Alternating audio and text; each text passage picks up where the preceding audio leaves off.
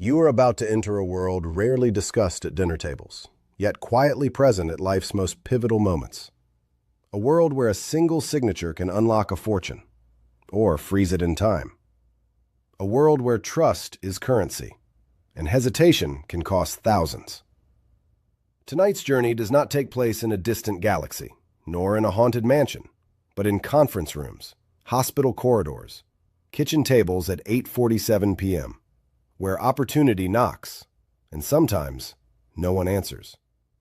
You're about to meet the unseen guardians of agreements, the silent witnesses to power of attorney, real estate empires, last wills, and new beginnings. But beware, in this dimension, the difference between thriving and merely surviving is not talent, not luck, but infrastructure. Because somewhere between the missed call, the delayed follow-up, and the unreturned voicemail, revenue vanishes. And in its place, regret. Tonight, we explore the thin line between chaos and control, between the overwhelmed notary and the architect of precision. You're traveling through another dimension, a dimension not only of stamps and seals, but of systems and strategy. A journey into a land where every call matters, every minute counts, and automation whispers in the shadows. You've just crossed over into the Notary Inside Show.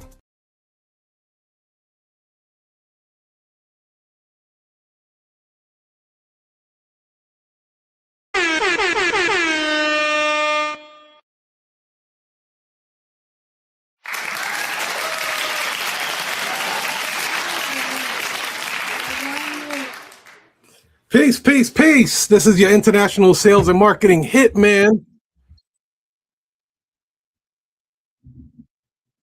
your humble hip hop sales coach, Tiger Toledo, and you already know what it is, man. You rock it with the best. You heard? Another great day, another wonderful Wednesday. Glad to be alive, grateful for life, even though my family be getting on my nerves. I love them to death, though. Today we have an interesting topic. This is actually part one of a two-part series. You are not broke. You are addicted to it. I know I am guilty of some of these traits and identity crises that I'm plagued with. The goal with this show today is to be able to say, man, did I do that? Am I doing that? Am I guilty of this identity sabotage that is keeping my pockets on low instead of on abundance? So we're going to go right into the show. We're going to talk a little bit today about some of the symptoms of this. But I want to give you guys some quick stats that I did some research on today, right? And this is very important because this has to do with the identity of why you are charging so little in a $1 trillion industry. You heard right. That is the trillion with the letter T as in tiger. Here's a stat for you. So, as of recently, the scale of notarizations in the U.S. is between 1.25 billion and 1.5 billion documents are notarized every year in the United States. That breaks down to roughly 3.4 to 4.1 million notarizations per day. Let that sink in for a second. Let that sink in for a second.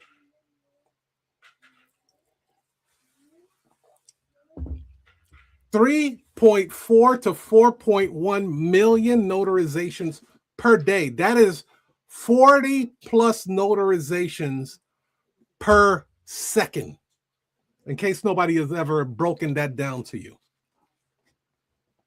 That's real numbers right there. I'm amped about this. I'm pumped about this because the research is showing me what is really going on in the notary industry, I try my darndest to keep my thumb on this notary industry without being blinded by being a notary, if that makes sense. I got my brother Tech in here. Let me pull him in.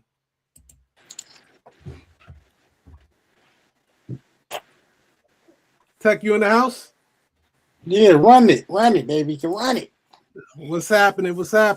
I'm sharing with the audience the new numbers on notarizations that's taking place in the United States. Check this out.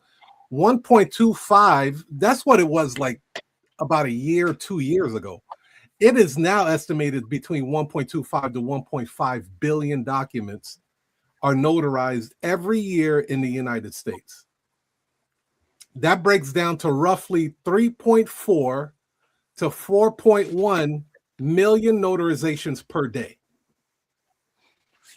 And to break it down even more, that's 40 plus notarizations every second, Tech.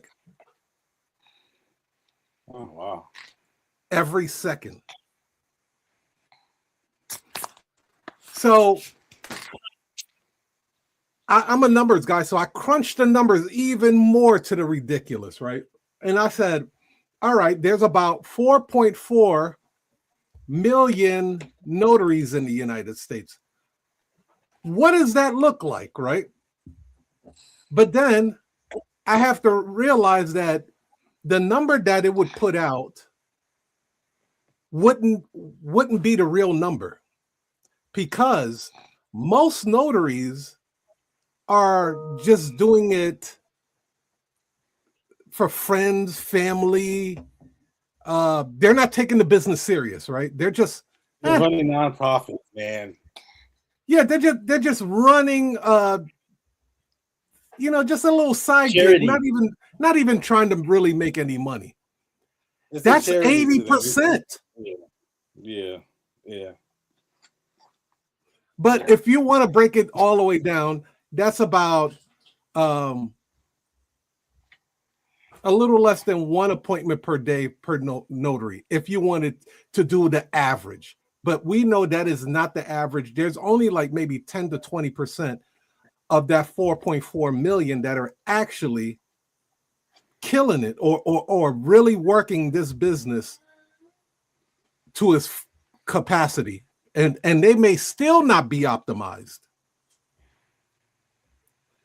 So I want people to understand, like, yeah, it's 1.25 billion notarizations that are going out, but that translates to $1 trillion industry of money that is being transferred, moved around, real estate, power of attorneys, medical directives, trust estate packages.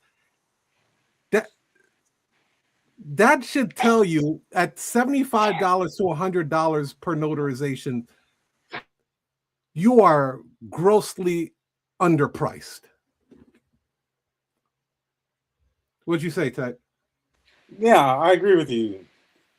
The majority of notaries don't really want to do notary. They don't really want to do it.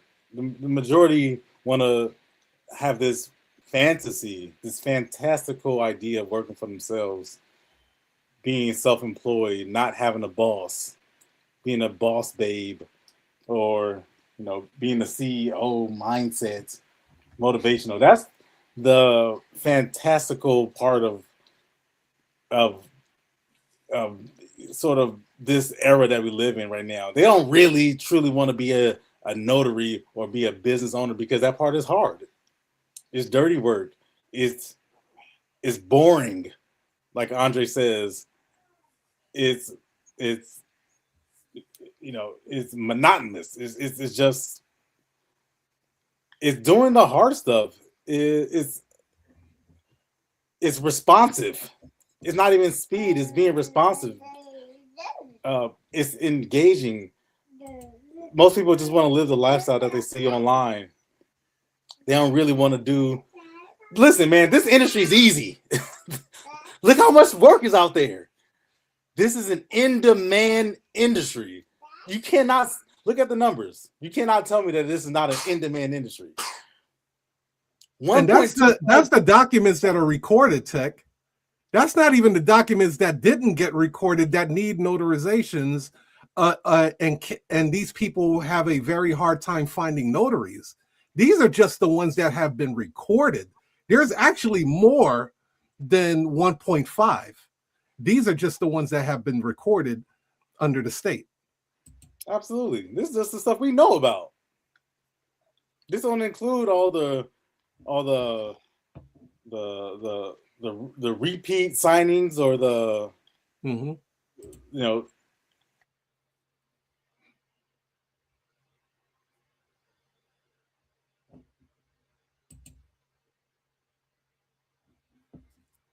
Tech, you on mute, bro, for some reason. That doesn't even include the stuff that you have to reschedule, the appointments that you have to reschedule, the appointments that are repeat appointments. This is just the stuff we know about. So that number could actually be more. There's plenty of work out there. This is an in-demand industry, and most people are not running it like a business. They say they are. And when I say most, I'm talking like 9 out of 10. And I can, like, we've proven this a number of times. You know, how anecdotal the evidence may be, but it holds true across the board, across the country. Just this morning alone, I contacted 8 notaries. There's 3 appointments I have going in before noon, and you know, one of my top guys out of town. My other guy is running. He's got another appointment schedule that he's running, and you know, like we say, we always are expanding. So I just gave it let me try to reach out to somebody else so I can add somebody else new on the team. And you know, you have your go-to people, but here and there, every now and then, we'll just reach out to people just to add them, include them in, spread the wealth. I'll call 8 people, and this is like prime time. This is like business hours, is it not? Would you not expect somebody to be open at this time? Absolutely. If not now, then when? When? Oh, when it's convenient for you. Gotcha. That's what I'm saying. Most people are not operating. Everybody wants to be a mentor and be coaching and education, and everybody wants to do all this, but you gotta be careful, man. Most people, there's a lot of people. I don't see very many people out there that are giving real messages, and I'm talking about most people consider like the top most visible people. That information is not valid. It's outdated, and I truthfully haven't seen them doing it, practicing what they're the tactics that they talk about. So, you know, this is an in-demand industry. Most people are not responsive, and they're slow. See, y'all so slow you make the baby cry. He's trying to get a notary done, and you can't respond to your request. Matter of fact, speaking of notarizations, Tech, I'm gonna start giving out assignments to live on the show, and the people that respond to me, man, they're going to they're gonna know that you make money on this show too. How about that? You can make money on the show. There's nobody doing that right now. There's people talking a lot. A lot of people talk.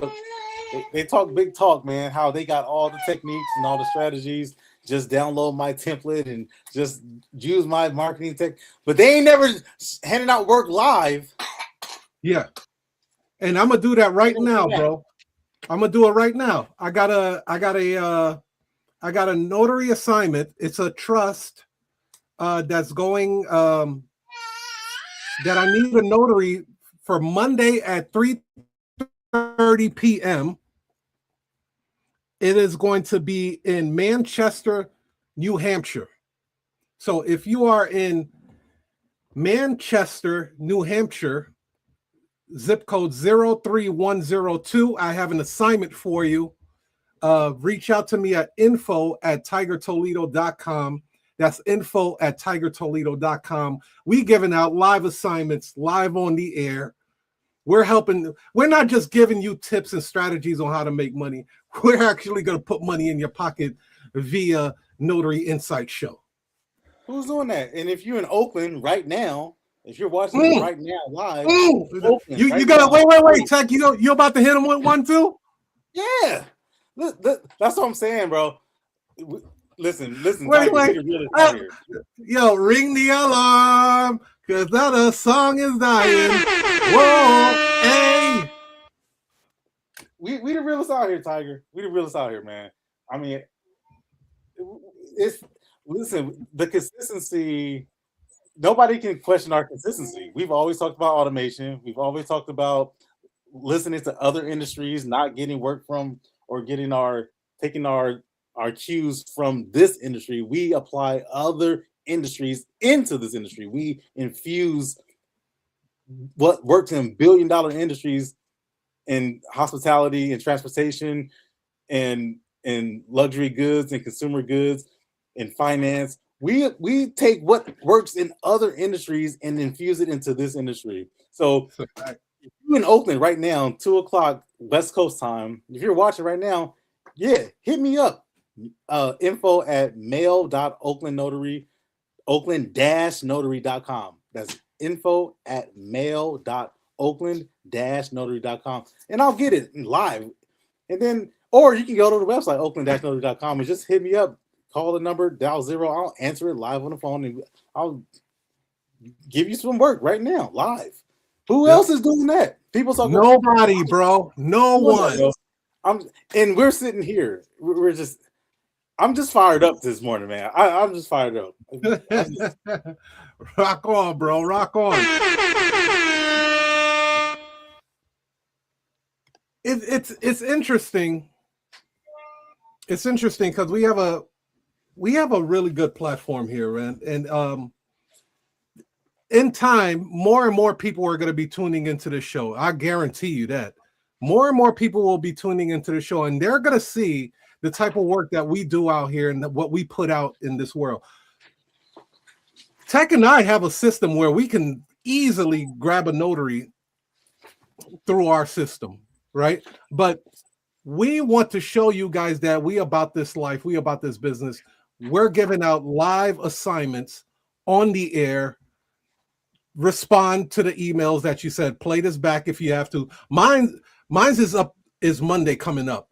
Tech is for today. So move on that. Like this is the type of speed that you need. Money loves speed. And this is why the statistics hold true, bro. So I'll let me add some more stats to that. Here's the stats on that. Beginner operator, like just a casual notary, bro, should be bringing in at least about 300 assignments minimum. 300 assignments. So let's calculate that. If that was $100 for 300 assignments in the year, that's 30 grand. Tech, that's part-time.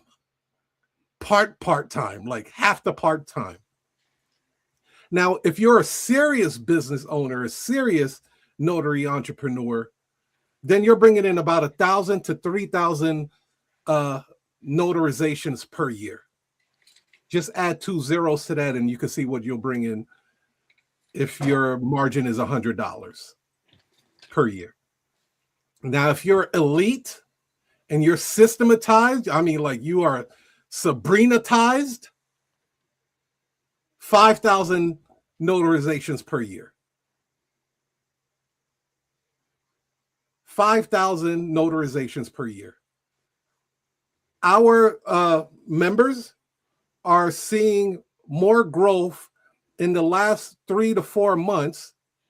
Well, this month isn't over yet. In the last 3 months than they have seen in an entire year. So when you hear the number 4.4 million notaries, those are not competitors. I can tell you that right now. That's not competition.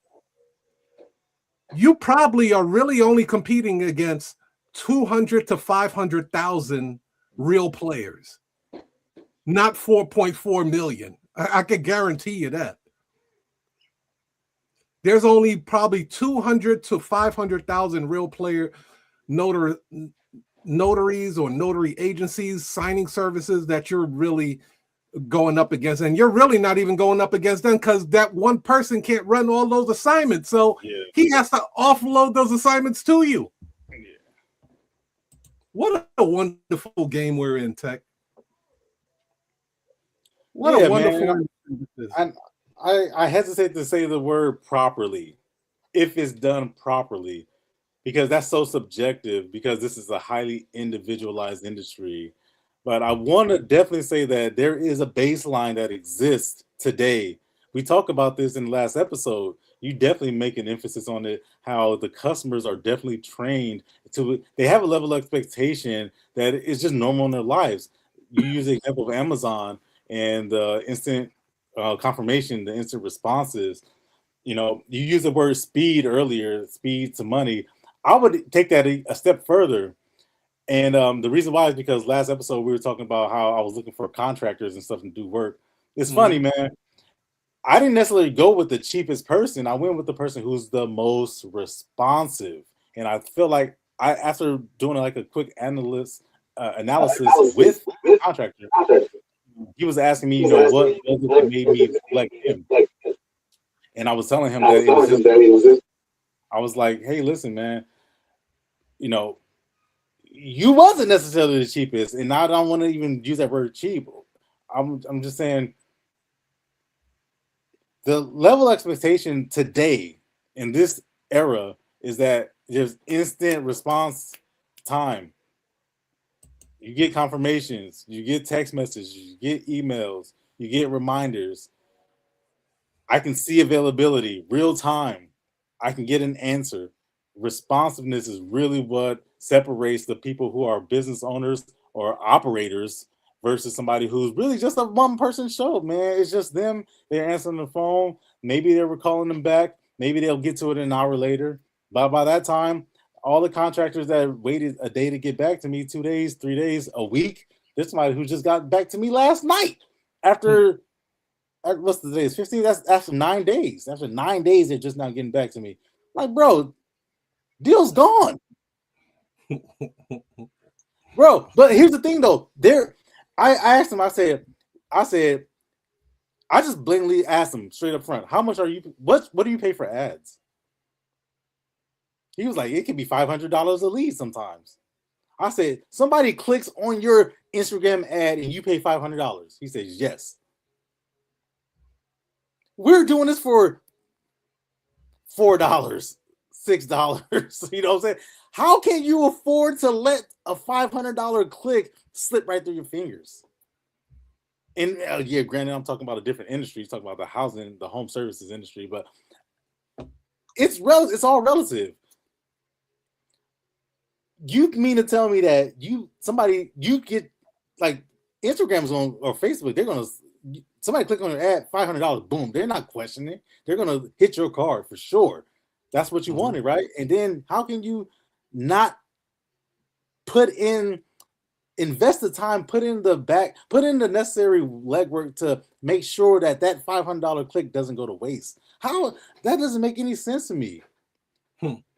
For notaries who say that they operate a business and then somebody calls them at the spur of the moment and they just ask a simple question, I need a power of attorney for my brother who's being discharged from a hospital. I'm just calling to see if you're available at 2:30. And then you don't know what to do. Like you haven't invested any type of background into your intake process. You haven't, like, you're just winging it. You just throw money down the toilet, man. And you're really just wasting somebody's time, because I had a guy talk himself out of a deal. I needed some work done. Like right now, there's a shed being broken down in my backyard. I had a guy talk himself out of the job. That's crazy to me. It just doesn't make sense. That's just the hallmark of somebody who's they're not responsive. So speed and responsiveness, I'm starting to break those two down into these separate categories. Speed is one thing, but responsiveness to me is really what I'm the message I'm trying to convey. Mm-hmm. Okay. We got a really good show today. So, Tech, what do you say about Pass the Trash? Yeah, I love Pass the Trash, man. Well, let's get it cracking. All right. Let's go. That tune, nobody know with that tune. Time to cook up something special. Up next, Pass or Trash website review with Tech Amaku. Let's get it popping, bro. Yeah, man. So if you don't know what Pass or Trash is, it's where we go to evaluate a website completely random. We don't do it to pick on anybody. We don't do it to disparage anybody. We just want to demonstrate that, number one, that we talked about, like the competition out there is not very high. The bar is not that high. And, we take a hard look at the websites, and if we decide if it's built to convert. That's really what we're looking at. So this is either designed to book appointments or is designed to just take up space and waste your time. So Tiger and I will look at either you submit your website, we look at it, or we just do something completely random. Again, no rehearsal. We haven't looked at it before. And then we'll decide on two things. Does it actually accomplish what it set out to accomplish, which is to book an appointment? And are there any like phantom links, what I like to call these broken links, broken websites, and what broken components of the website that essentially turn your clients off and forces them to look elsewhere. So let me see where we want to go today. Last week we were in, where were we? Ohio? Wisconsin? Somewhere? We all over the joint, bro. I know we did Washington. I think we did New York. We might have done Florida. Let's go to Texas. No, we already did Texas. Where do you want to go? Arizona? Where do you feel like do Oakland. Oakland? Yeah, let's do Oakland. Okay. I'll say mobile notary in Oakland. That's what we're searching for. Oakland, California. Dirty engineer boy. Circle it. Circle it.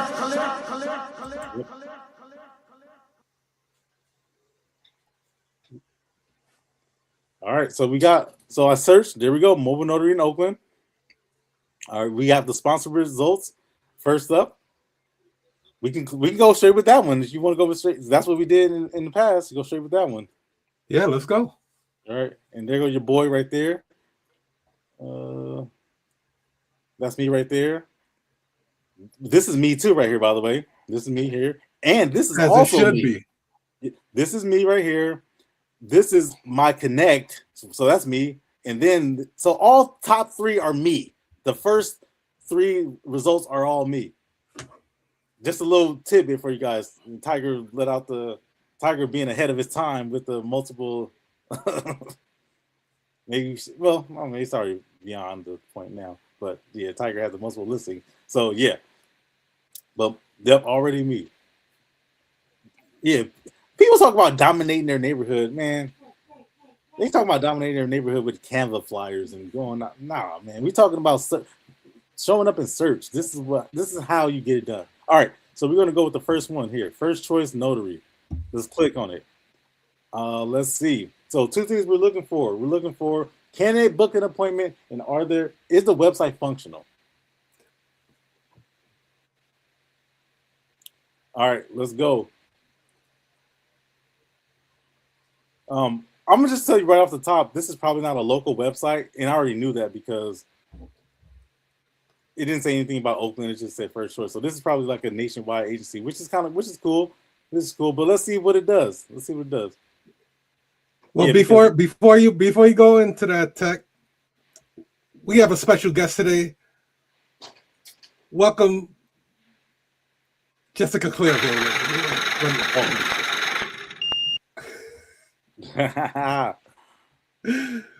What's that, Jessica? Oh, New York is in the house. Holla.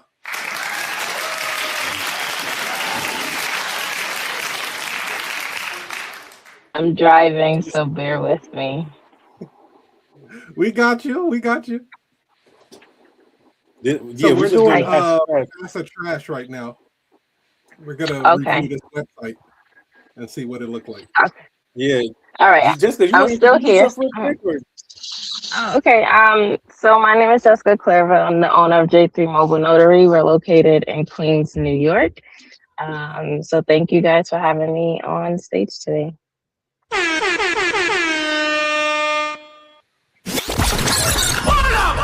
Dirty engineer boy. Circle him. Circle him. Certainly. Thank you for being here, Jessica. Circle it. Yeah. All right. Mobile Notary in Oakland. Here we go. Featuring the young Prince Kimba. Here we go. So right at the top, this is a professional website. Would you agree? It looks good. Looks good, right? But is it functional? That's the question we're asking. Is it functional? Does all the links work? And can you book an appointment? So right off the top, we got a phone number prominently displayed, always good. And the first thing I'm going to do, I'm going to behave just like a customer would. I'm going to try to schedule an appointment. So there's a big button that says schedule an appointment. What do I naturally do? I'm going to click that button. All right. So just so everyone understands what we're trying to do, we're not trying to humiliate anybody. This is a teaching moment. This is something where you can self-evaluate how your website is performing. Big number displays, the 866 number. It's not a local number. That may or may not matter. Maybe it doesn't matter. But let's just say that there's a number displayed. What happens when I call that number? We don't know yet, but I'm going to try to book an appointment. So I'll click on schedule an appointment. Let's see what happens. All right. So I'm taken to another page. It says secure professional notary public appointments anytime, anywhere. Again, right at the top, I'm looking for an appointment in Oakland. All right, I am a husband, and I'm looking for my brother. No, yeah, let's just say that I'm looking. My wife is being discharged from the hospital, and the doctor, social workers need something in order for me to get release of her possessions. Let's make up a scenario right here. So what do I need? Power of attorney. All right, it says ready to book your appointment. Yes, I am. I already clicked book an appointment. See me in my mind, I'm counting clicks. Now it said book an appointment, so I'm trying to book an appointment. It's not letting me book an appointment. It says get started. So I thought does that make sense? When I clicked book an appointment, and this is my Silicon Valley mind just kind of going right here. When you have a button displayed somewhere, the button has text on it, it should say what that button is trying to do. So if you tell me book an appointment or schedule an appointment, then I would expect that leads me to a place where I can schedule an appointment. That makes sense? Mm-hmm. Instead, it led me to a point where it says get started. And I thought the last button told me to get started. All right, so here I go. It says, so it gives me like this outlay here. It says contact info, appointment, document type, upload, and then I can book payment. All right, good. Not so far so good. What your thoughts? I like the aesthetic of it. I like the color scheme. It's clean. Yeah, so I really like the look of it. I feel like they earned my trust pretty early on this site. Yeah, I would agree with you there. I definitely like the simplicity for sure. All right, let's go for it. Let's say company name. Let's just, let me see if I can advance without putting in information. Nope, I need. Well, since Jessica's here, you have any thoughts on the website so far, Jessica? Yeah, it looks really clean. So that is definitely good. It's a nice website. It's simple, not too much going on, and I like it. Well, so far, you got a passing grade. Yeah, so far so Yeah. good. Definitely professionally built. I could say that for sure. All right, I'm gonna say ABC Notary. All right, I'm gonna say my name is. I'm gonna put all my information here. I'm just say. I'm gonna make sure my information don't auto populate here, like my phone number and then my credit card number. I don't want to make sure all that stuff don't auto populate here. All right, let's go. It might be a number. I'm just say. I'll put my business number here. 381-8191. No optional. Info at Hey Sabrina, sure. Is this booking for yourself or someone else? Yes, myself. No, someone else. I'll say no, someone else. All right, if you say no, someone else, then looks like we have a conditional logic here, which is great. It talks about how many signers, and then there's a drop-down menu. So I'm gonna go with this. Is interesting. You say how many signers? The selection is either from 1 to 10. Let's say 5. What are your thoughts on that?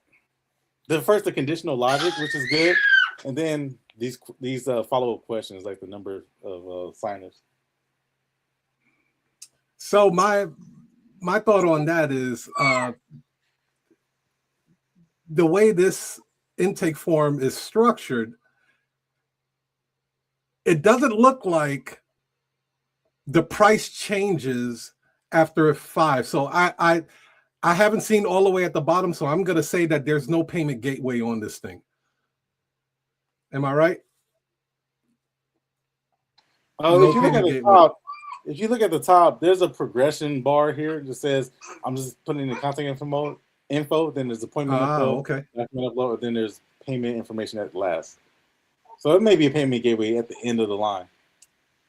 Yeah. So I would wonder if the 5 populates to where it changes the price at the tail end at the payment gateway. Good point. Yeah, good point, because it does. If I change it and say no, 10, say 10 booking people. For myself. I'm booking it for myself. Nothing changes. But if I say no, someone else, I put 10 people. Yeah, I only have room for one person. It says only the main signer's information is required. Additional signers will be handled during the appointment. Okay, yeah. So that's a setup for yourself. For the notary, what I'm saying, that's the setup, because you end up with so 15. That's actually a revenue leak. Yes. Yeah, Jessica, your thoughts? Jessica, you want to add to that? Yeah, I like the fact that they even have like that progression with the form where they're asking questions. But yeah, if you're gonna have additional signers, to select additional signers, you should at least collect their information as well. I mean, you can collect that during the appointment, so it might not be that much necessary. So yeah, I mean, I like the form. I don't really think this portion of how many signers is kind of necessary, but since they have it there, they should at least collect some additional information.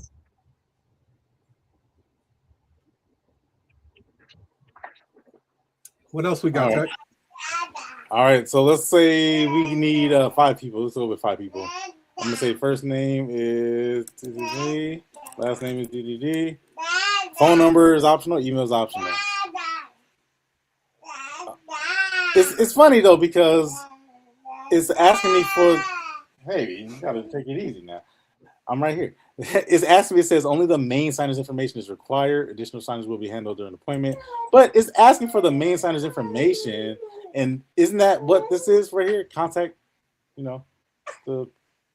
my information up here up top. Isn't that my information? That might be if it's someone else that's booking the appointment. I guess they're probably saying, who's the main signer. So the person that's booking the appointment will fill out the top part. That's my assumption. That makes sense. If I was someone's assistant, or in this case, like I said, I'm someone's husband and my wife is getting out of the hospital, so I can put my information here, and then I'll put the signer of my wife here, the information of my wife here. So that's possible. Yeah. All right. So I like it so far. So far. Let's move along. All right. So it's asking for my address, appointment details. Select your preferred date and time and location.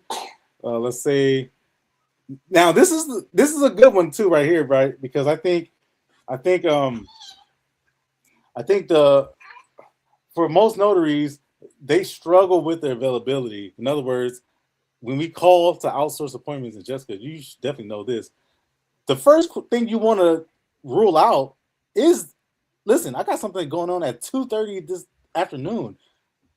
If you're not available at 2:30 this afternoon, that's essentially the end of the discussion. Like, there's nothing left to talk about. So this appointment, preferred appointment time and preferred appointment date, this is going to be crucial. I haven't clicked on it yet, but this is going to be crucial in terms of availability. Most people don't know their time. They don't know their availability. That's why they struggle with this taking phone calls, and they sort of baby easy. They steer away from committing and being able to price correctly because they don't know their correct appointment time. You don't know their availability time. All right, let me click on here. Let's say today time. It looks like I can pick any time up till, let's say it's 10:14 right now on the West Coast. So it says I can book an appointment for in 15 minutes at 10:30 right here. Now, what do we think about that? They're saying that you can book an appointment in 15 minutes. Do we believe that? No, I don't like that. There's no way they could do it. There's no way. Yeah, so they're already, and it's little psychological hints like this. That's what we're trying to explain to you guys. You might say, I want to show that I'm available. I can help them. Yeah, but that may be having the opposite effect as you are intending it to have. It's 10:15 right now. They're saying that I can book an appointment in 15 minutes, and no matter where, I haven't even told them where I'm going yet. You don't know if this is in San Francisco, if this is in Oakland. In my mind, I know where it is, but they're saying that wherever it is, they can be there in 15 minutes, and that's just not true. It's just not true. All right. So facility name is optional. I can put the address. I'm gonna stop sharing for a second so it doesn't put in my home address. It doesn't auto-populate for a second. While you're doing that, I'll make a quick suggestion on that. So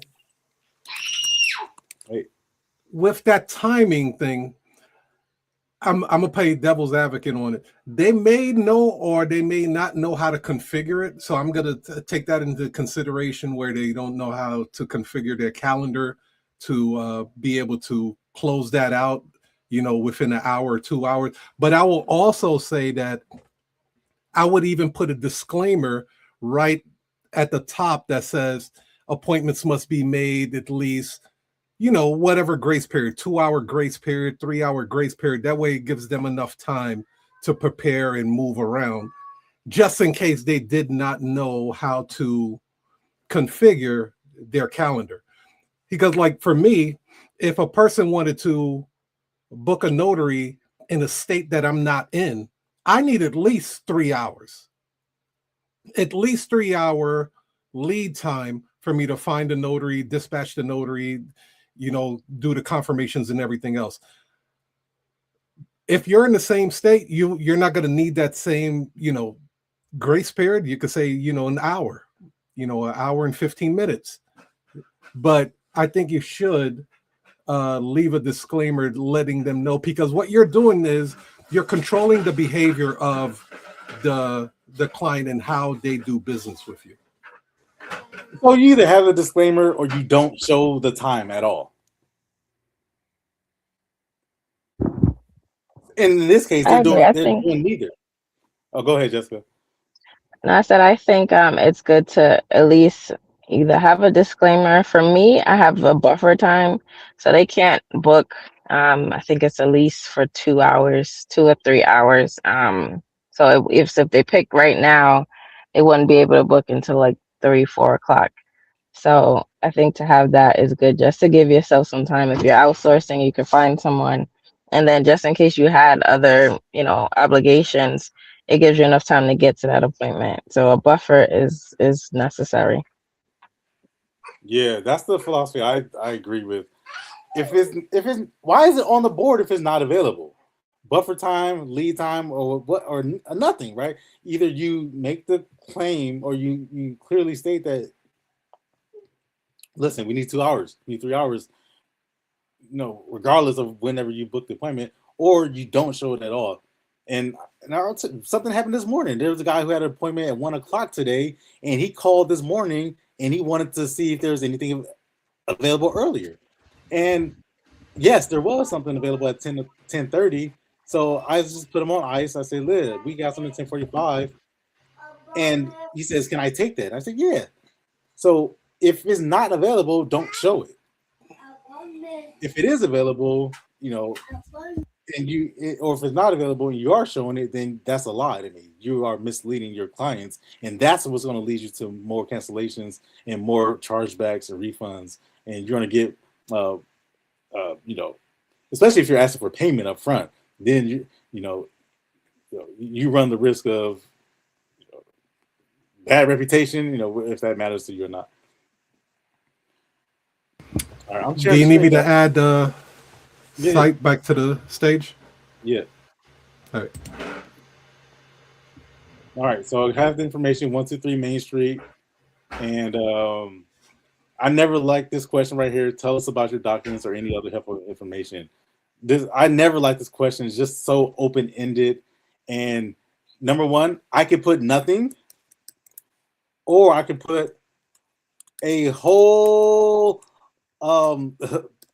lot of info here that is unrelated to anything or doesn't advance the appointment booking. Right? So I never like these open-ended questions, but does it take away from the overall objective? In this case, not necessarily. I just think that this question is it's probably like a default question that came with this program. What are your thoughts?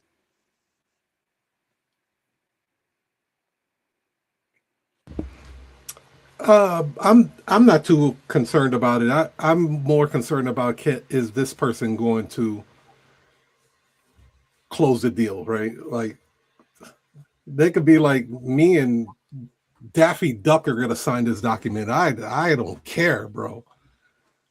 But are you gonna drop those dollars at the end? I'm so curious to find out how this progress bar goes to how much they're gonna charge for this, because it's a long intake form. It's like 4 pages of intake here. At this point, I'm like, I'm either gonna do this. I'm okay. Like by the time I get to the second page, I'm pretty much 50% committed. By the time I get to the third page, you're either gonna get me or lose me, and then the final page is like if I'm really gonna do it. But yeah, that type of information just helps me out with am I gonna call them back and upsell them on something because it wasn't we didn't have it configured as such. You're like, hey, I have a trust package, but I also have a trust package and a real estate document. Well, those are 2 different things, ma'am. We're going to have to charge you accordingly. So for me, the more information, I like more information. The more you give me, the more I charge you. Hold on, Jessica. But Tiger, that's exactly the point. That's why this question is such a terrible question. Because if I just add here, I have a will, a POA, and advanced healthcare directive, doesn't that completely change the whole dynamic of the appointment now? Yeah. But I wouldn't know that unless they put it in. So I was gonna say, is this the contact form, or this is like the book and appointment form? Good point. This is a book appointment form. Okay, so then they should at least have, if they're gonna collect that information, they should at least have like a drop down or something, or have different forms for different appointment types. Yeah, there should be something that directs the users, because because this will happen, right? Doesn't this happen? People say, "Oh, by the way, I have this other thing," and then if that does happen, then by the time I'm filling this out and I'm answering this question, like this should have been the first question right here, if you ask me. Because this could happen, you need to really segment the person. If you want a smooth intake process, that person needs to be segmented from the very beginning, from the start line. Otherwise, there's just so much like variability that could happen when you ask a question like this. This question could either make or break you, and I've seen it before because it's a confusing question. It's so open ended. All right, let's go. Let's move on. All right, next. All right, so what they did, they took our contact information, we got the location and appointment details, and now they're asking for the document type. So I don't have the document, right? Like I don't have an electronic copy, a PDF. I have the physical form on me. So this page, I can skip this page. We all agree? Well, the document type, that's a drop-down menu, right? Yeah. Yeah, that's what I was gonna say. General documents, legal, and identity. General documents, that's a terrible selection. The word general, that can be anything. Like general document can be anything. This is an insider like phrase. This type of terminology is, a notary would know this. Just somebody who's trying to get their wife discharged from the hospital and the doctor is requesting that in order for me to get her possessions, it could be a statement letter. Who knows what it is? But general documents, that's probably what you're going to choose. But that's not a good. They should either have to type it in or just to eliminate this question altogether. That would be my approach to here. I would not ask this question here. But what are your thoughts? To me, the general documents will fall under the miscellaneous. Yes. Yeah. That's right. It's like, why have them both there? And then what is that? Legal and identity documents? Yes. How does the answers change the dynamic of the appointment? If I put real estate, after everything I've already entered, if I put general document, if I put legal on it, how does that? How does? Oh, okay. Here we got a conditional logic here. Here we go. Okay, I could be wrong here. Maybe I spoke too soon. Miscellaneous. Okay. All right, I stand corrected. I'm definitely open to criticism, so there's no fault there. So based upon the document or the selection you pick here, then it changes the number of selections here. But again, I guess you're going to pick the closest thing. How does it change the dynamic of the appointment? Like you said, Tiger, if it affects the price, that's the only thing that really matters.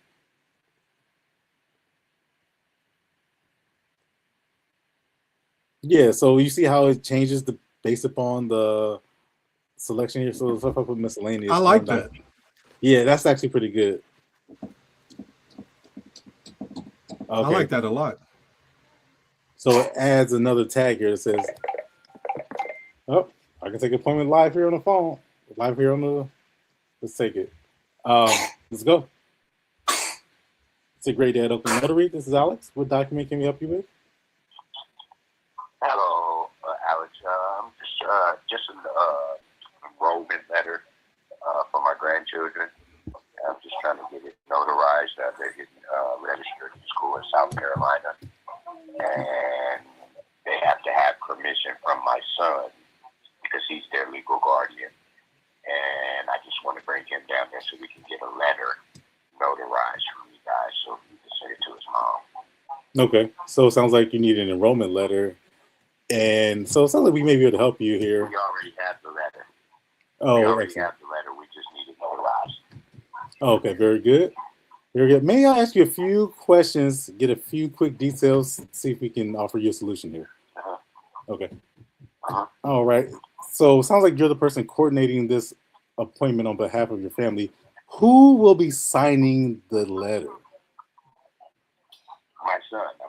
He's just not here right now. I'm going to pick him up and we're going to come down together. Okay, your son. All right, Yeah, very good. a copy of his ID as well. Okay, excellent. What type of identification does your son have? California ID. He has a California ID. All right, very good. Just as long as it's not expired, that should work perfectly fine. No, he just got it in the mail the day before yesterday. Oh, excellent, excellent. I'm happy to hear that. You'd be surprised how many people are on the road with expired licenses, so I'm happy he has that. I already know. You ain't notarizing nothing with no expired license. Good. Okay, and then, all right, what city does your son live in? Oakland. Lives in Oakland. Oh, okay, very good. All right, so it sounds like we may be able to help you here. Here's the next step. Is this your cell phone number that ends in the 2061? Yeah, that's the 818. Okay. 381-2061. That's my number. Yeah. All right. What we'll do is we're going to send you a text message in a few moments here. Click the link and then pick the time that's going to work for you and your family. We'll be happy to come out here and help you. All right. Hello? Yep. So, yeah, we're going to send you a text message in a few moments here. Okay. All right. Click the link when you have a moment, and then just pick the time that works for you and your family. We'll be happy to come out and help you. You said pick a time that works? Yes, you're going to get a link. It's going to take you to our calendar. Okay. All right. So give me a few moments here, and then just pick the time that works for your family. Feel free to call if you have any questions. Okay. All right. All right. So just go to the link and then call you back after? Yes. Well, yes, sir. You can actually call us back if you need assistance or have any questions. Okay. All right. My pleasure. Have a wonderful rest of your day.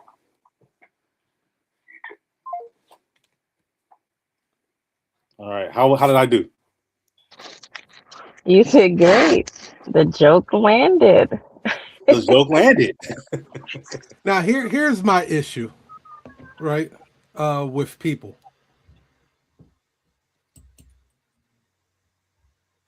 We're gonna start having to train people not to minimize what we do. This guy, I don't know him, so I could care less. But he tried to minimize what a notarization is.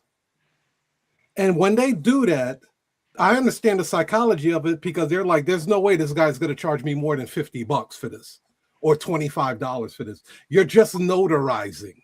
This is how people try to throw you off your square. That's why, and I'm a shameless plug, that's why Sabrina comes in, because she could care less about their temperament or how they're going to try to throw you off your square and say, wow, you know what? Now I feel guilty charging $125. See, our emotions get in the way of our pricing. That's why a lot of people charge these low prices, is because their emotions get in the way. I heard what that guy said. He said, yeah, it's just a notarization. It's just notarized. It's like, you know, I could go to the store and buy a bag of chips and get a paper notarized. It's not a big deal. If it's not a big deal, why does it need to get notarized? Yes. That's my deal. Yeah, people don't know what a notary is. They don't know. But we'll tell them. Now, I just took that phone call live, right? That's what Sabrina allows me to do. I just sent it. He's got the link already. You know what didn't he ask me? And this is for the people who are watching this, whether you're watching live or you're watching this later on replay. What question did he not ask me? For your price. He didn't ask me how much it costs.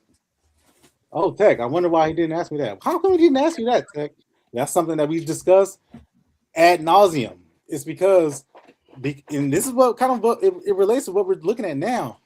the way that you format your intake call, the way that you formulate your website, you can trigger resistance and not even know it. That's why we do Pass the Trash. Your website could question whether or not you are worth anything at all, whether you're worth 2 pennies or whether you're worth $2,000, $200, $195, $137, $97. And if you're not taking very careful attention to that, you may always be perpetually confused as to why you don't get appointments, why you can't get a consistent influx of callers.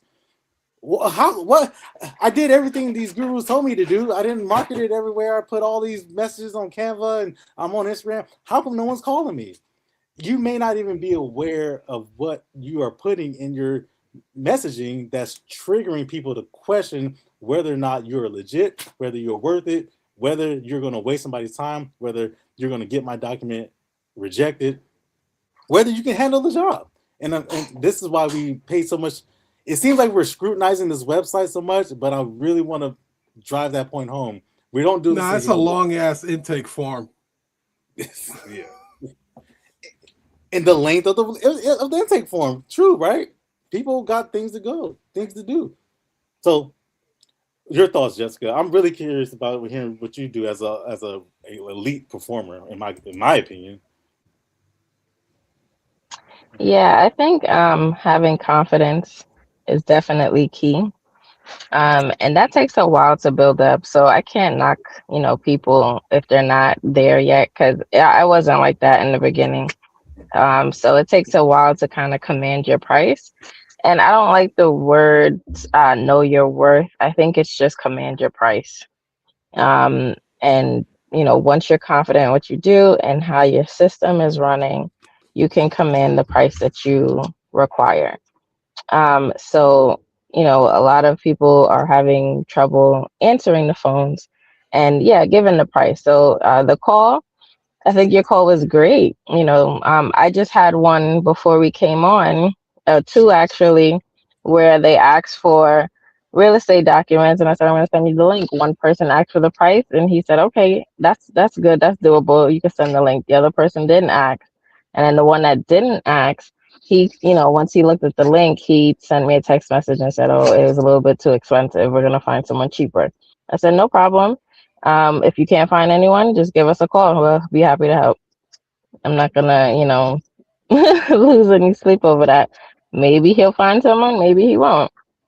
So I just think, everyone should just be confident in what it is that you do. You know that you do a good job. What we do is very important.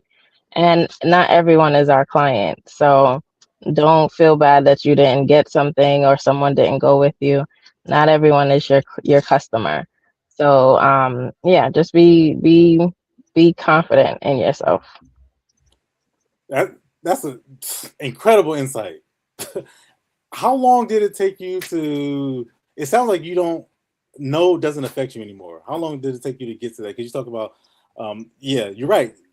It's in Tiger. Tiger always has to remind me of this. People are not like me. I have to give people grace. I've been doing this for so long. We've been doing this for so long. We've been very refined at this. It's almost natural. It's almost second nature. So, I gotta definitely be easy on people and like recognize that some people are just starting and they haven't built up to that. How long did it take you to sound like you don't even, the word no doesn't even affect you no more? How long? It doesn't. It took a little while. But once I again got comfortable with answering the phones and speaking to people and just, showing what I'm capable of through my website and through just me answering the phone and how I talk on the phone. Once I got comfortable with that, the no kind of stops. It stops getting in the way. It's like, okay, you don't have to go with me. I'm not everyone's cup of tea. I'm not going to fit everyone's price range. So that's absolutely fine. You win some, you lose some. So it took a while, but and I think maybe within like the past year or so, and I've been doing this since 2021.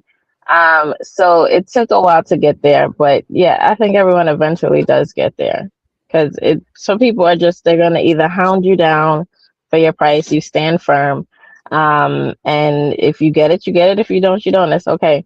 And then you, like, if you have a good system, a back end system, you can always follow up with those people later on, offer them, coupons or offers, and later on you can follow up with them. They won't be your client today, but they could be your client tomorrow. Great point. Yeah, even though if they say no, it doesn't necessarily mean that it's never. Right? It could just be next week. Exactly. It could just be not right now.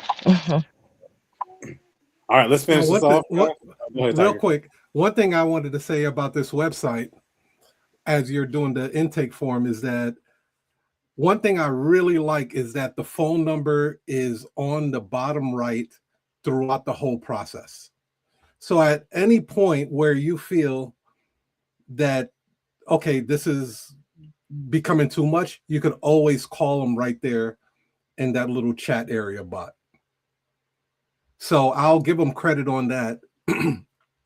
They kind of recover from maybe some information you may not understand what you're putting in, or I like that the phone number is clearly displayed throughout the whole process.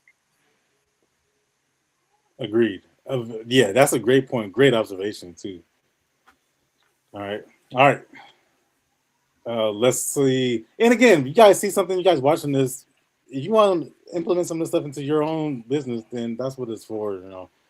Listen, affidavits 1 to 6 stamps. We got general document. I just said, worst case scenario, somebody doesn't know, like the caller I just took. He actually knew, but what would he qualify as? He would probably say something like legal. I would imagine that most people say general documents. That's probably what most people would do. Let's say, yeah, I'm gonna just say demand letter. How about that? All right, I don't have the actual document itself. There is a disclaimer here that says additional document presented at the time will be signing and incur $15 fee. I don't like this because you have to force people to open up their wallet, and you may not have a card reader with you. You may not have cash, change, maybe the PayPal Square reader, the battery's low. I've seen it all. That's why I don't like this. I always like collecting the full fee in full up front, anticipating every possible scenario, and that's why you charge a decent amount of money. But what are your thoughts on this?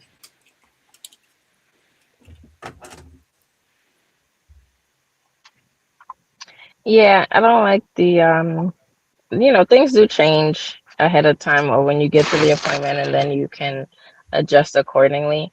But if you're not collecting, you should be collecting payment at least now, so that all of that stuff you don't have to hound them when you're there to get the payment. So yeah, I don't like the disclaimer. Because some people do break down their prices. Just make a bulk fee.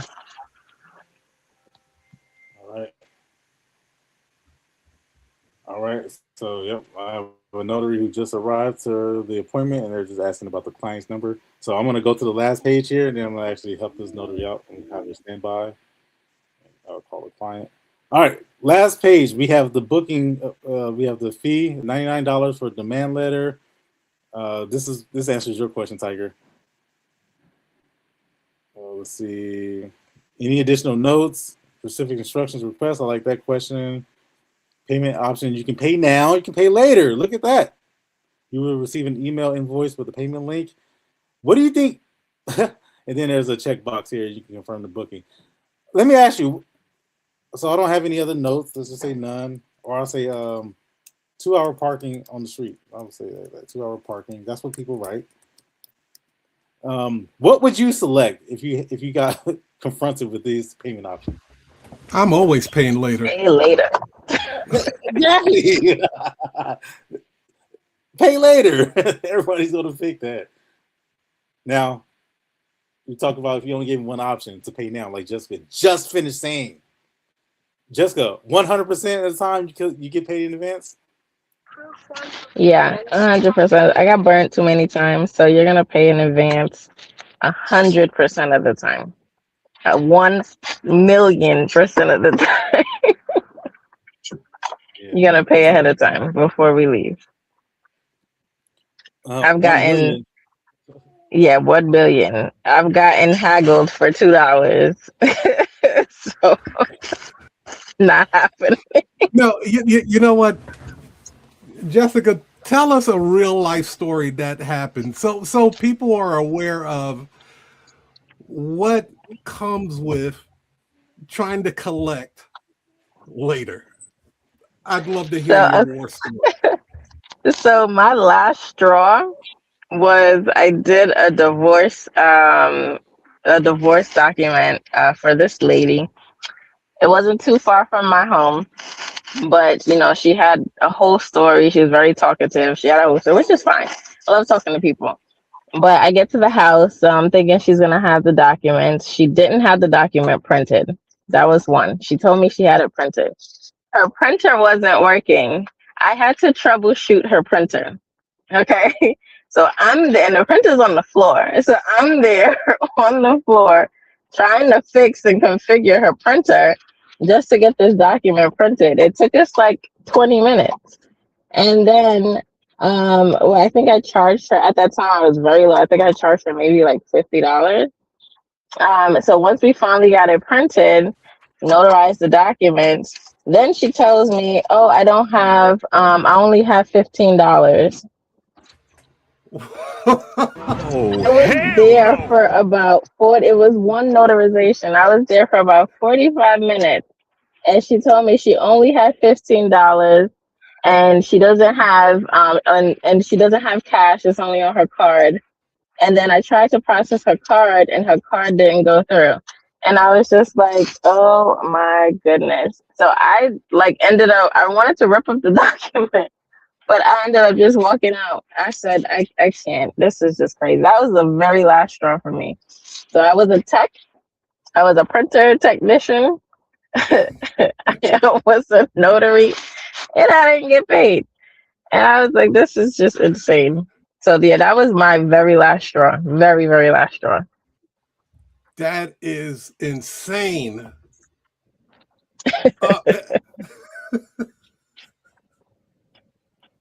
I was so mad. I know you left that house pissed. I was so mad. First off, there was no parking. I parked in front of a hydrant. I was like, it's gonna be in and out. So New York, the fees for everything is just insane. I said, if I get a hydrant ticket, it's gonna be $150. Let me just hurry up and get in and out, and then I'll be fine. And then she didn't have the document.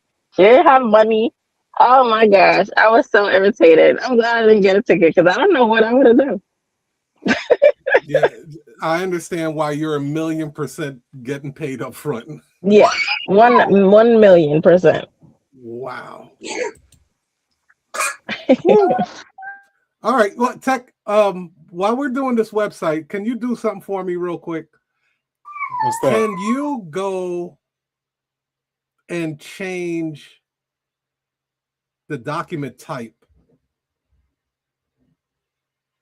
I want to see if the price changes accordingly. If they have it configured like that, dude, I'm impressed. All right. I'll be impressed with that intake form. Let's say this looks familiar, General Notary. Let's say affidavit. Let's say advanced directive. All right. Then I'll go next. 149. Yep. Change. Okay. I like it. I like that too. Me too. Okay, right. So here we go. Drum roll.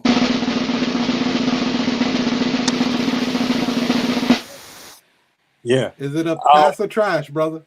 Yeah, after careful consideration and much thought, I will give this a pass. Absolutely. How about I you, agree. Jessica? Pass. I think it's a pass. And I will also give it a pass. Look at that. That's the first time it's ever happened. Bravo to them. You guys did it. Whoever you guys are, great job. Now, the third thing I would do, I would take it a little step further. I would investigate a little bit further. I would call a number and see how that process goes. So we can actually do that. We've never done that live. Let's do it. Let's do it. I'm down. I can do it. All right. Let's see. I'm gonna copy paste the number. I'm gonna call it from. I'm gonna call from. Yeah, I'll call from. Before you call, but was there an option to pick a day and time? I don't think I saw that. An option to pick an appointment time. Yeah, it was okay. Yeah, it was. Yeah, that's when you can pick an appointment. Like it was like 10:15, and I said, "Oh, you can pick an appointment 15 minutes from now." Okay. Yeah.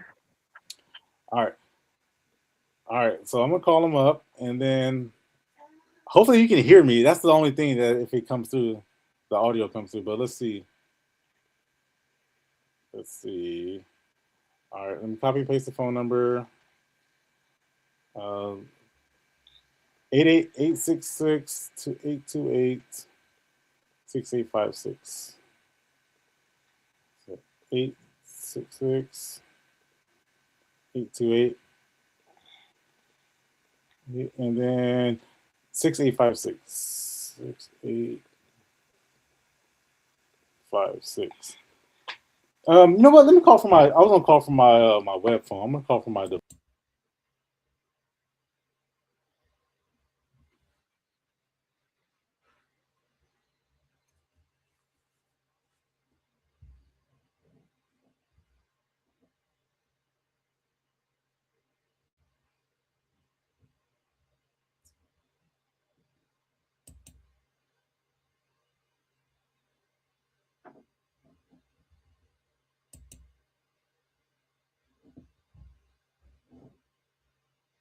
I have my brother who's getting discharged from the hospital. That's all it is. All right, you guys ready?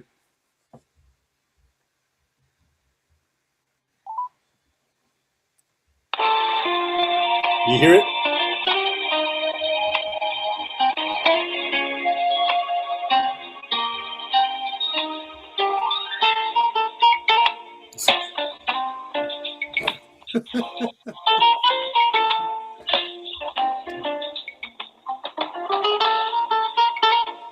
I'm waiting on the T-Mobile to pick up.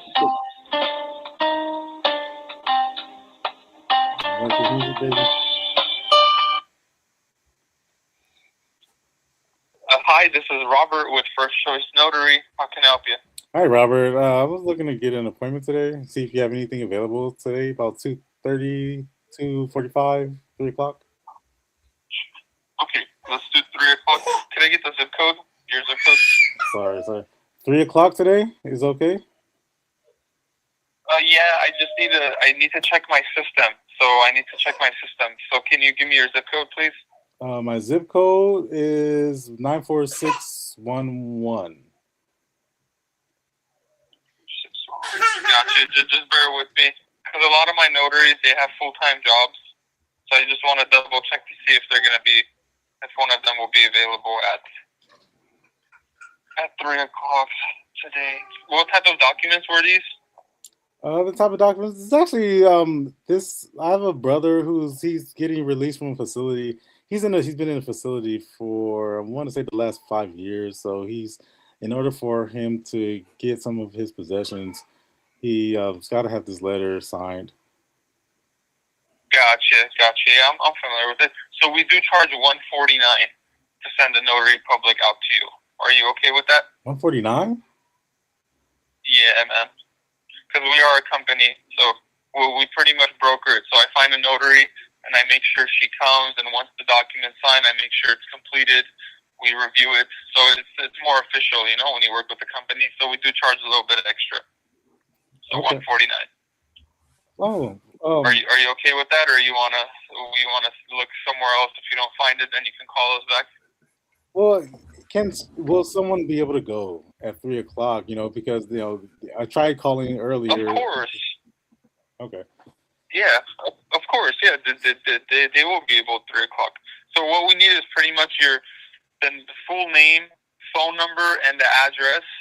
And then a few minutes before the notary, before she's on her way, she'll call him and make sure she has everything, like a valid ID, the documents in hand, and then she'll make her way over. Oh yeah, well here's the thing, you know, he's been in his facility and he's been there for about 5 years. So I have an ID for him. I'm I have to check to see if they have this possessions a part of his ID once he leaves the facility. So I actually don't know if he actually has that on hand.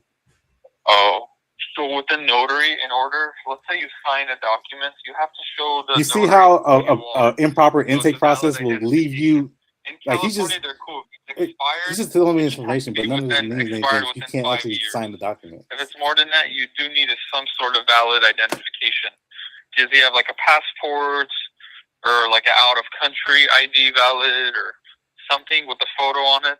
A passport? With his photo and name? No, he's not. No, he's had some issues in the past in terms of being unhoused and some Gotcha. drugs and stuff. So he doesn't Let have a me passport. see.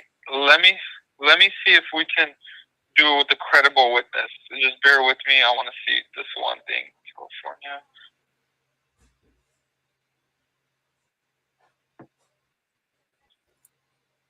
You see how improper intake process will lead you. Now at this point, you're kind of just So pretty much wasting we can time do now. the notary, but with a credible witness. Oh. So the credible witness will swear under oath that the signer is who he says he is, and the witness must have a valid ID. So it can be done. His signature can get notarized, but there has to be a credible witness if he does not have valid identification. But the credible witness will sign a document. They will swear under oath. Now he's an attorney now. Now he's over explaining things. Yeah, right? they're pretty much vouching for the person saying who he says he is. Oh, they're taking the full responsibility. So you would need to find one credible witness at 3:00. Yeah, I live in a different part of town, so I can't. He's got no family in this area. Maybe his caretaker. Maybe she can be his witness. Would that be okay? Yeah, man, that's completely okay. The credible witness is whoever is comfortable for taking the full-on responsibility. But when you say maybe, that's a big maybe. I don't want to charge you $150 and then you calling me, hey, we can't do it. So that's just spent money for no reason. So maybe you want to check with the caretaker and make sure they're okay with acting as a credible witness. They're okay with signing a document, and then just call me back and we'll get it scheduled. But 3:00 is cutting it pretty much short. So if you call me around 12 or 1 o'clock, we would have to schedule at 5 o'clock.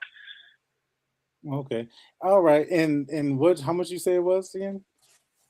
$149. It usually costs more when it's a credible witness because it takes longer and you're actually notarizing 2 different signatures. So, but it's fine, man. Don't worry. We'll help you guys out. So it's going to cost $149. We just need to make sure the credible witness is going to be there and is okay with it, so we don't run into any issues. Oh, okay.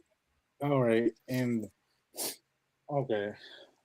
Yeah, your name is Robert, right? Yeah, I just want to make sure that my brother can get his things out of this. We've been trying to do this for the last 2 days. And yeah, man, we just need him to sign this document. But there has to be a credible witness whenever he signs. So just let me know. Just call us back, man. Okay. Once you find out for sure.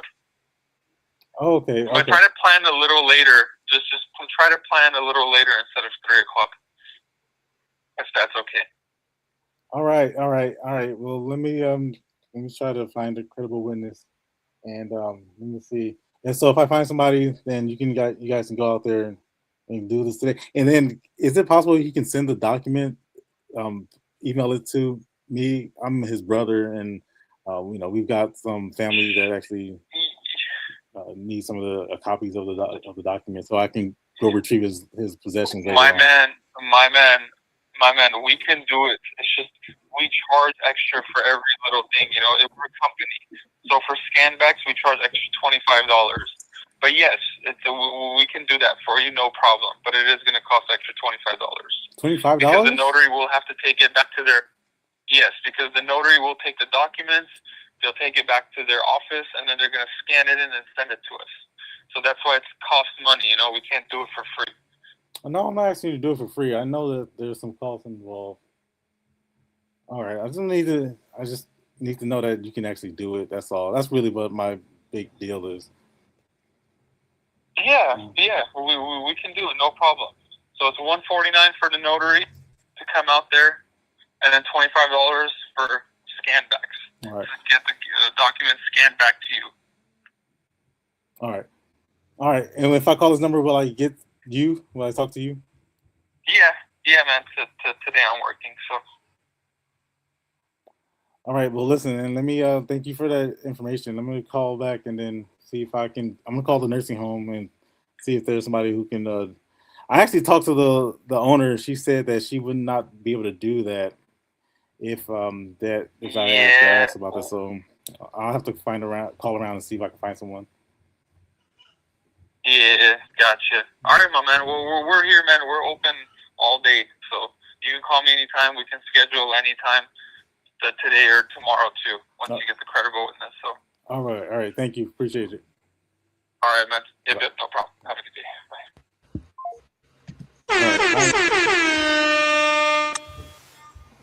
How do you do? Jessica, I'll give you the floor first. He was, he's not cheap, so that was good. He did say the price in the beginning, which is fine.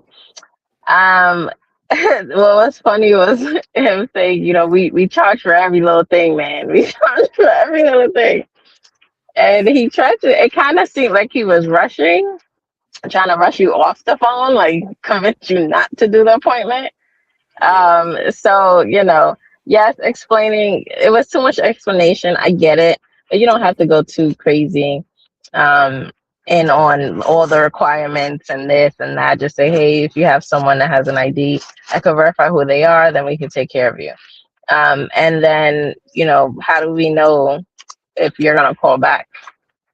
I think if he either sent you a follow-up text message or something, say, hey, I'm going to send you a follow-up just to check in and see if you got everything taken care of. And then, he felt like a big company, definitely felt like a big company. Like it wasn't just him. He's only the person on the phone. But then it kind of also felt like it was, of course, his company. So he's like the owner. It definitely seemed like that. And I guess he's like, we charge for this, we charge for that. And our notary, then he kept saying she, so it seemed like it was maybe just one person that was gonna go out. So yeah, I mean, overall, he did good. He definitely did good, but he didn't solidify the appointment. So that was like, that's not great. At least book it, have it on the calendar just in case. But I definitely get his pushback because you don't want to come out. For me, I would still charge you. I'm going to charge you. And then if you need to reschedule, we'll just reschedule. If you can't get someone to be a credible witness, you don't have to worry about paying again. We'll just reschedule. So I would have still booked the appointment, collect the fee, and then just, reserved for whatever time worked best for him later. Great point, because he didn't talk about rescheduling. He was like, basically, you lost that money. Yes. You pay that $149, yeah, and no credible witnesses there. You're done. Yep. I can understand that too, though. He dispatched the notary. He's going to have to pay that notary, and then now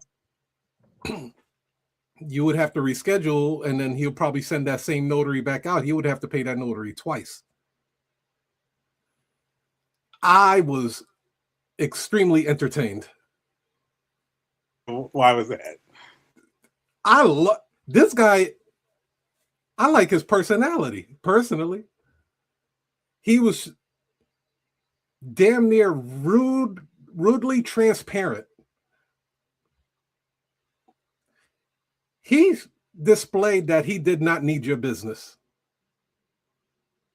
He said, you can call somebody else. Hey, dude, we charge. He pushed you to other people,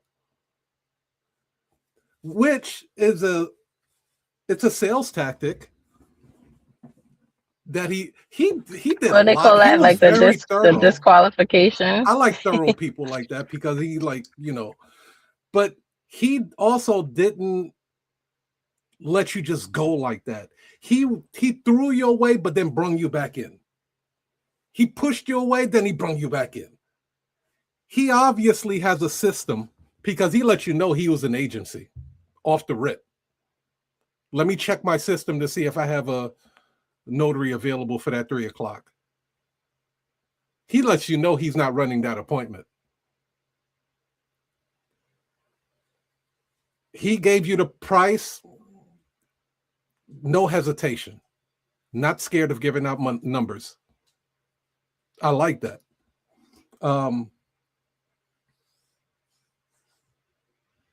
He gave you options when you said, hey, my brother may not have an ID. He was like, hold on, let me see if we could use a credible witness or passport. Or so he didn't let you off the hook. I know notaries, if you say you don't have a valid photo ID, you're gone. They're not even giving you the option of passports and stuff. So I liked it. I enjoyed it. I would have booked an appointment with him. Would you have booked an appointment with him, Jessica? By what you heard? Yeah, he did great on the call, but yeah, I would have booked the appointment, and again, just had an option for him to reschedule at another time. Yeah, so this guy is thorough. This guy is thorough. Heck, since you were on the phone with him, what do you say? Well, I think he's on the phone. No, I'm done now, but I do have to go check on the guy who's doing my backyard real quick. Okay. For the people who are watching this, all right, again, we don't do this to humiliate anybody. We do this is for educational purposes. We also do it for teaching purposes. But I want you to consider something for people who are watching this. Listen to how he took a phone call versus how I took the phone call.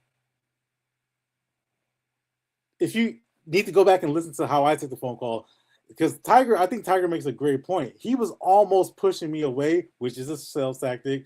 You know, that's the law of detachment, right? Or disqualification. You want to make it seem like you're detached from the outcome. Whereas, and that's the image or the position of a big company. On the other hand, I take a slightly different approach. I think, and I truly in my heart believe that notary is, not only is it a money product, but it is a personalized industry. Therefore, when I take the phone call, yes, I do keep that same law of detachment where I don't care about the outcome. Again, the guy didn't even ask me how much I charged. He injected the number. I never asked him how much he charged. He told me how much he charged. I didn't ask him about money. Money may not even be a factor for me. But it is a factor. Can you get it done? It might not be a factor to you, or it may not be a lot of money, but there is going to be some money being transacted. There's going to be money to get transacted. I think that's a given. I never asked him how much did he charge, how much he charged for witnesses, how much he charged for scan bags to give it back to him. He just started. Here's the thing I noticed. And again, when you compare it to how I took the phone call, my own phone call, and price never came up. It's all about, can you do it? Can you do it? You need to convey that message. I don't think he conveyed the message that he can do it. Number one, he pushed me away by saying that 3 o'clock, 2:30. All right, yeah, we have somebody come out there. What's the zip code? Okay, great. What type of document is it? Like none of that led to him actually booking an appointment. We all agree. None of those questions steered us down the road to where he actually confirmed the appointment. Like Jessica says, all right, well, get it on the books then. And if something changes later on, then you kind of go from there. Otherwise, you just wasted however long that was, 8 minutes, and you got nothing out of it. So you didn't like the call? No, the call was fine overall, but I think this is a problem where notaries, they start to feel like they're lawyers now. They start over-explaining stuff. They start defining things, telling me about witnesses where, in fact, he's wrong. You need 2 credible witnesses in California, but, that's neither here nor there. But now he's starting to he did majority of the talking versus me doing the majority of the talking. Mm-hmm. That's true. I only ask questions in my phone call. Now, to your point, Tiger, though, you know, we always got to give people grace because they're not as thorough as we are. I just want to point the contrast between how I took my phone call, and it was shorter, and it was to the point, who, what, where. Yeah, we can book the appointment. Here's the next step. He's asking me all these questions that, number one, I gave him details, and he never asked, does my guy have an ID? So his notary's going to show up there. I injected that information. I told him about the ID. See, and I'll also say on that, Tech, that's human error. There no calls unless you're following the script to the T. And Jessica, you probably could say this too. We miss things. That's just human error. What part? Just, I'm sure the next phone call he gets may go different than the one that he did with you, depending on his temperament, depending on how the conversation is flowing, because you did throw a lot of curveballs at him. So the next phone call may not throw him that many curveballs. And depending on this guy's mood, whether he had lunch or he had some coffee, he will treat those calls differently. Ask him after he take 20 calls today, how he's going to treat the 21st call. He may be tired, exhausted, pissed off. That's why the system is so important. But I didn't want to cut you off too much, but we are running to an hour and a half. Yeah. I want to give Jessica a chance to do a final closing. Although it's part one, it's going to be like 3 parts now because I didn't even go into the main topic. But Jessica, can you close the show out, please? Yes. Well, thank everyone for viewing today. It was a great show, so thank you guys for having me. My name is Jessica Clairville. I'm with J3 Mobile Notary. We're located in Queens, New York. And we can be reached on either LinkedIn at J3 Mobile Notary, or you can give us a call at 929-492-2282. And yeah, be happy to hear from you. Thanks, Jessica. Tech, any final words, brother? Oh, no. Listen, guys, the notary industry is in a new era now. We've across the board, this industry is no different than any other industry.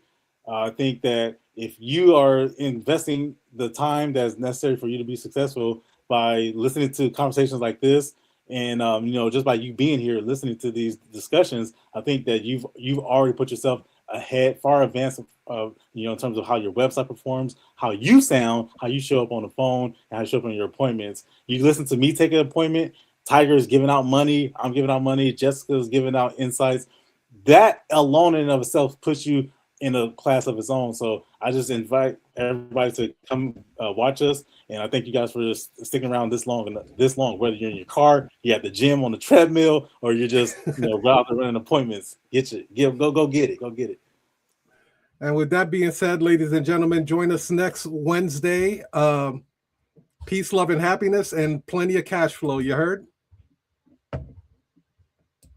You know what's wild? The biggest threat to a notary business isn't competition, it's missed calls. While you're driving, while you're notarizing, while you're living, revenue is ringing and no one's there to answer.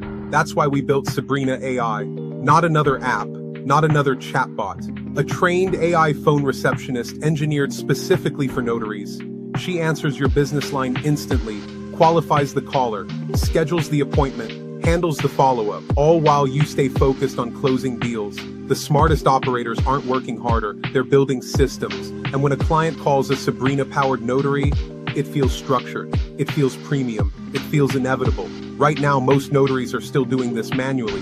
The ones booking demos, they're building leverage. If you're serious about running your notary business like a CEO, not an operator, book the demo. Watch Sabrina answer a live call and decide for yourself whether you want to chase income or have it captured automatically.